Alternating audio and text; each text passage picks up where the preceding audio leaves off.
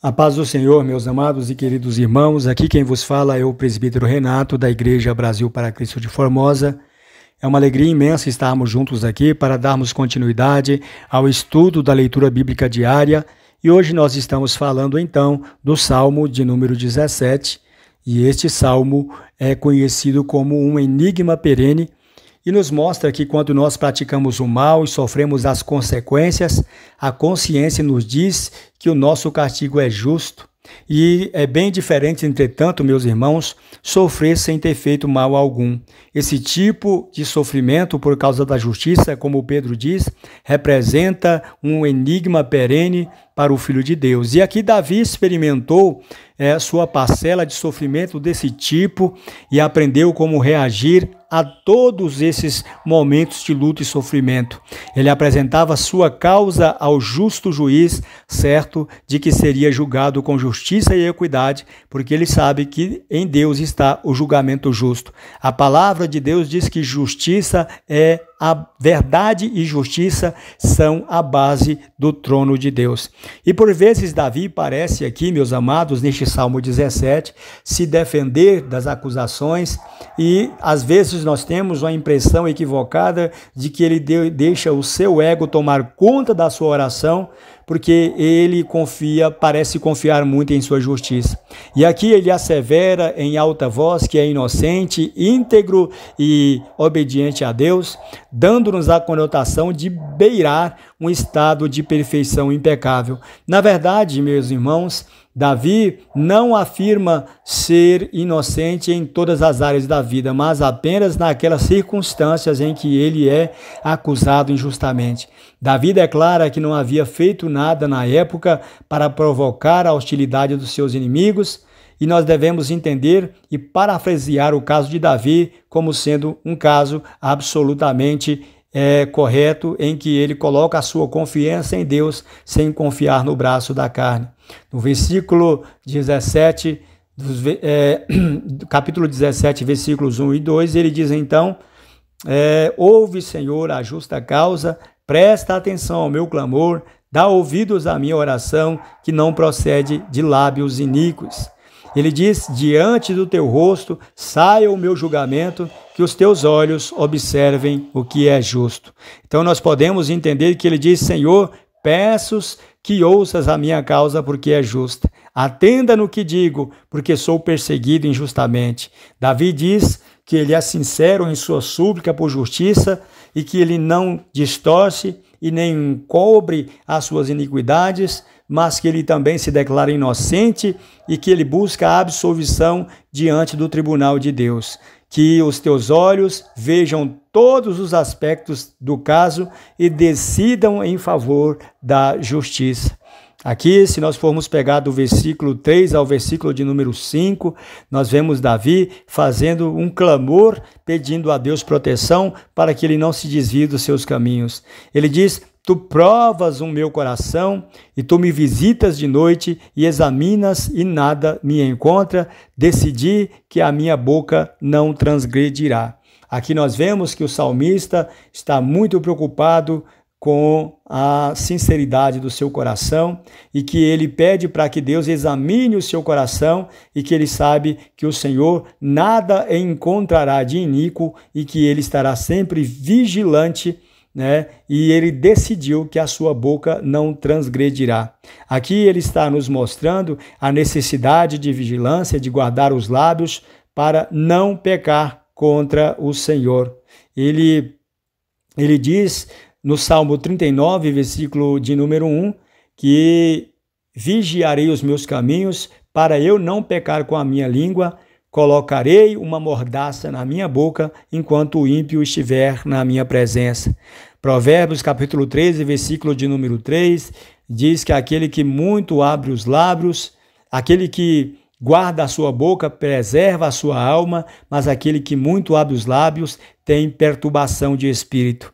Tiago capítulo 3, versículo de número 2, diz que muitos de nós tropeçamos em muitas coisas, mas que se alguém não tropeça na palavra, este é um varão perfeito e também capaz de refrear também todo o corpo. O versículo 4 diz que quanto às obras dos homens, conforme a palavra de teus lábios, eu tenho me guardado dos caminhos do violento. Salmista também fazendo referência a Salmo 1, ele diz que desviou-se dos caminhos dos violentos porque ele prestou atenção na palavra de Deus. As palavras do lábio de Deus foram o refúgio que ele encontrou e a maneira que ele teve de refugiar-se no Senhor para escapar-se do caminho da violência.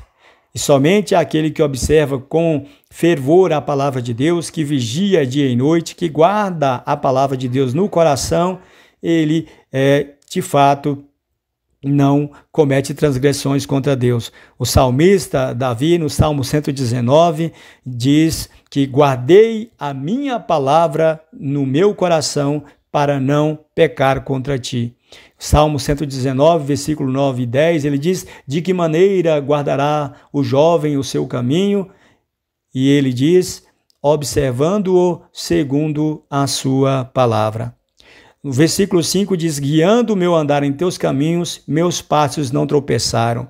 Nós sabemos que nós nesta vida, embora estejamos no perfeito caminho de Deus, ainda somos fadados a erros, a falhas e podemos tropeçar, mas se nós tivermos a palavra de Deus como nossa luz, nós jamais tropeçaremos neste caminho de trevas. Salmo 119, versículo de número 105, o salmista diz: a tua palavra é lâmpada para os meus pés e luz para os meus caminhos. No versículo de número 6, ele diz: eu clamo a ti, porque tu me respondes, inclinas os ouvidos e escuta as minhas palavras.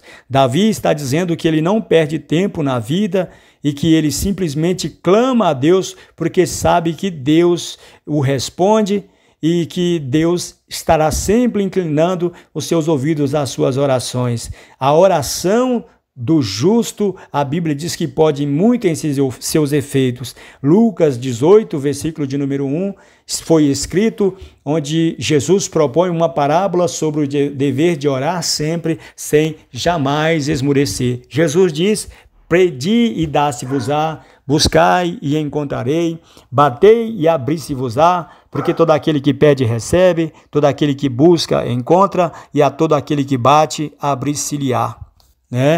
Versículo de número 7 diz: mostra as maravilhas da tua bondade, ó tu, que por tua mão direita salva os que se refugiam em ti, daqueles que se levantam contra eles. Aqui o salmista novamente está fazendo referência à poderosa destra de Deus. E geralmente nós encontramos várias referências onde nos mostram que o homem ele pode ter confiança em Deus, de estar-se protegido à destra da mão direita de Deus, porque ali é o lugar de refúgio. Isaías 41:10 nos diz: não temas, porque eu sou contigo, não te assombres, porque eu sou o teu Deus, eu te esforço, eu te sustento, eu te ajudo e te sustento com a destra da minha justiça. Versículo de número 8 diz: guarda-me como a menina dos olhos e esconde-me debaixo das suas asas. E a pupila ou centro do olho, também é chamado de menina do olho, é um lugar de grande segurança, guardado cuidadosamente por todos nós. E geralmente quando nós temos um vento que se projeta contra o nosso rosto ou alguém lança alguma coisa sobre nós, a tendência é levantarmos as nossas mãos para proteger os nossos olhos. E aqui o salmista diz: pede ao Senhor para que guarde como a menina dos olhos. Temos aqui também uma outra referência sobre as asas. A figura muda, mas a ideia total também fala de preservação e de segurança. E o Salmo 91 diz que aquele que habita no esconderijo do Altíssimo, à sombra do Todo-Poderoso também descansará. Versículo de número 4, ele diz que o Senhor nos cobrirá com as suas penas e que debaixo das suas asas nós estaremos seguros, porque a verdade do Senhor é escudo e broquel. Em Mateus capítulo 23, versículo 37, Jesus disse: Jerusalém, Jerusalém, que matas os profetas e apedrejam os que te são enviados. Quantas vezes eu quis ajuntar os teus filhos como a galinha ajunta os seus pintinhos debaixo das asas, porém vocês não quiseram. E versículo de número 9, aqui diz que dos perversos que me atacam, dos meus inimigos mortais que me cercam. Aqui é uma continuidade do versículo de número 8, onde o salmista pede para que guarda como a menina dos olhos, para que seja escondido debaixo das asas do Altíssimo, dos perversos que o atacam e dos inimigos mortais que o cercam. Mais uma vez aqui o salmista mostrando que a sua confiança não está nos guardas da cidade, não está no seu grande e numeroso exército de soldados, mas que a sua confiança está em Deus. A Bíblia diz no Salmo 127 que se o Senhor não edificar a casa, em vão trabalham aqueles que a edificam, que se o Senhor não guardar a cidade, em vão vigia a sentinela. Versículo de número 10 diz: na sua gordura se fecham, com sua boca falam coisas arrogantes. E aqui está mostrando justamente a questão da soberba dos ímpios, daqueles que confiam nas suas próprias ações e que agem como se nada fosse acontecer em suas vidas. E nós vemos no Salmo de número 73, se não me foge da memória, onde o salmista diz que quase os seus pés se resvalaram, porque eles prestaram atenção na prosperidade dos ímpios e esqueceu-se de olhar para Deus, porque ele teve uma percepção errada acerca da prosperidade dos ímpios e ele sentiu inveja, porque parecia que os ímpios a cada dia mais cresciam e prosperavam e que eles não sofriam os mesmos males que eram submetidos os demais homens, e por isso eles abriam a sua boca em arrogância contra os céus e parece que nada lhes acontecia. Versículo de número 11 também diz: agora eles têm cercado os nossos passos, eles fixam seus olhos prontos para nos derrubar no chão. Falando aqui também, então, do inimigo que vive sempre à espreita. E nós temos que entender que a palavra de Deus que diz que o Senhor é o nosso refúgio e fortaleza, que Ele é o nosso socorro bem presente na angústia. Geralmente a angústia é causada por causa dos adversários que vivem sempre com os olhos postos nos servos de Deus, tentando derrubá-los, tentando menosprezar a sua fé, mas todos os crentes devem ficar firmes na presença de Deus. Aqui no versículo de número 12 diz: semelhantes ao leão, ávidos pela presa, e ao leãozinho que espreita em esconderijos.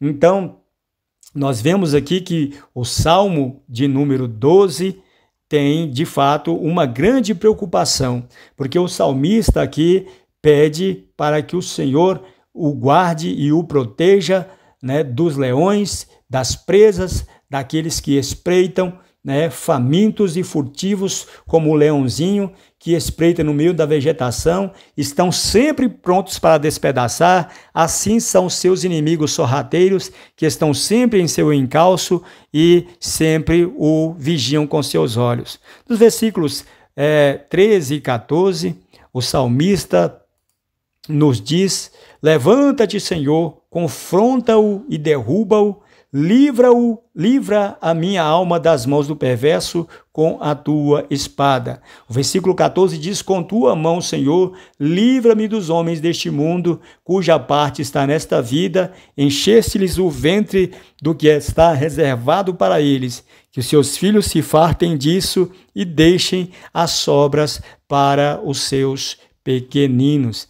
Então ele diz: Senhor, tu precisas me defender. Ataca-os de frente, derruba-os. Salva-me com tua espada das garras dos ímpios, que só se preocupam com o que podem conquistar nesta vida. Tu lhes preservas, lhes destes bens materiais em abundância, e seus filhos desfrutam da fartura, mas eles estão preocupados somente com a sua vida neste mundo. E tal é a sorte, meus amados irmãos, daqueles que são perversos, porque as pessoas que não buscam a Deus, que têm uma vida financeira nababesca, bastante abastada, elas confiam apenas na sua conta bancária, naquilo que elas juntaram durante a sua vida, esquecendo-se que nada adianta o homem ganhar o mundo inteiro se ele vier a perder a sua alma, e que nada ele poderá dar em troca da sua alma. Então, enquanto nós estamos aqui neste mundo, nós devemos viver como se, embora tendo tudo, nada possuindo, e não devemos ter a nossa vida apegada a bens materiais e não sermos como os ímpios, cuja porção está nesta vida. No versículo de número 15, é o último versículo aqui deste salmo, e o salmista diz: quanto a mim, em justiça olharei para o teu rosto, serei satisfeito de tua semelhança quando eu despertar. Aqui a justiça que foi o fundamento em que o salmista o todo o tempo apoiou seu coração e contra a qual a injustiça de seus inimigos parecia prevalecer, finalmente ele triunfará. Ele diz: eu desfrutarei de teu favor, como alguém cuja justiça é confirmada perante o mundo. A imagem aqui, irmãos, é de reis orientais que permitem que seu rosto seja visto apenas por aqueles a quem são favoráveis. Aqui também o salmista diz no versículo 15: serei satisfeito de tua semelhança quando eu despertar. Davi já havia falado da morte como um sono, agora ele fala em despertar. O que pode ser aqui esse despertar, se não o despertar do sono da morte? Quando ele despertar, diz ele, ficará satisfeito da semelhança de Deus. A palavra aqui é usada com a mesma expressão em Números 12:8, onde está escrito: face a face falarei com ele, e às claras, e não por figuras, e verá a aparência do Senhor.